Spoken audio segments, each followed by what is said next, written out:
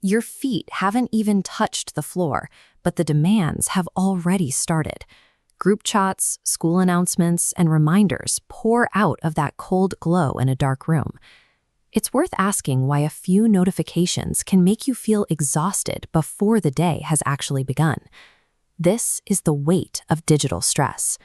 It happens when the sheer volume of online activity begins to dictate your mood, creating a pressure to stay connected that follows you from the moment you wake up.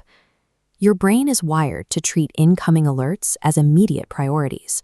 When those alerts never stop, the mind stays locked in a state of hypervigilance, the persistent, taxing expectation that you must be ready to react to anything at any second.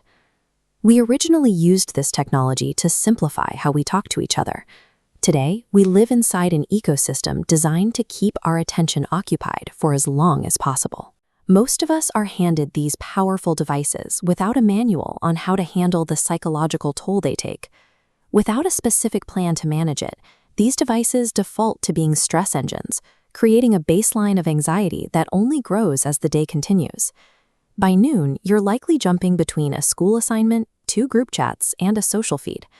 Every time you switch your attention, your brain burns through cognitive energy to reorient itself. This constant context switching shatters a single beam of focus into a dozen weak, scattered fragments. This frantic pace is driven by external social rules.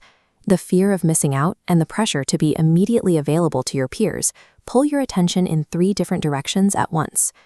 Beneath that is the work of maintaining an online persona, the constant checking of likes, and the quiet habit of comparing your daily life to the highlights of everyone else's. This level of digital juggling drains your mental reserves, leaving your brain fatigued before the afternoon is even over. When you finally try to wind down in the evening, the phone continues to vibrate with messages, or the lingering tension of an online argument you can't quite walk away from. Even when you put the phone down, you deal with attention residue.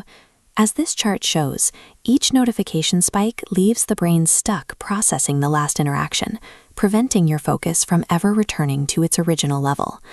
When that focus baseline drops too low, physical symptoms appear. You may find yourself irritable, unable to enjoy things offline, or staring at a screen late into the night because you can't get to sleep. These feelings are the biological result of a brain trying to process a volume of data it wasn't built to handle. Spending 24 hours in this cycle leaves the nervous system in a state of chronic fatigue. Breaking it requires a physical change in how you use your devices. To stop this loop, you have to manually override the system before the next 24-hour cycle begins. The first step is environmental.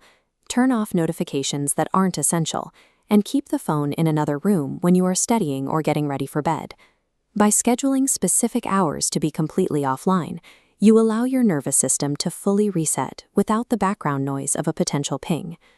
If the predator becomes difficult to manage, the most effective move is to speak with a trusted adult, teacher, or counselor. Talking through the situation releases the tension that builds up behind a screen. Staying connected is a part of modern life, but it works best when it's balanced. This scale shows that your well-being must carry just as much weight as your digital life. Steady, rhythmic, pause, disconnect, breathe, talk. Taking care of your mind is more important than any notification, message, or number of likes.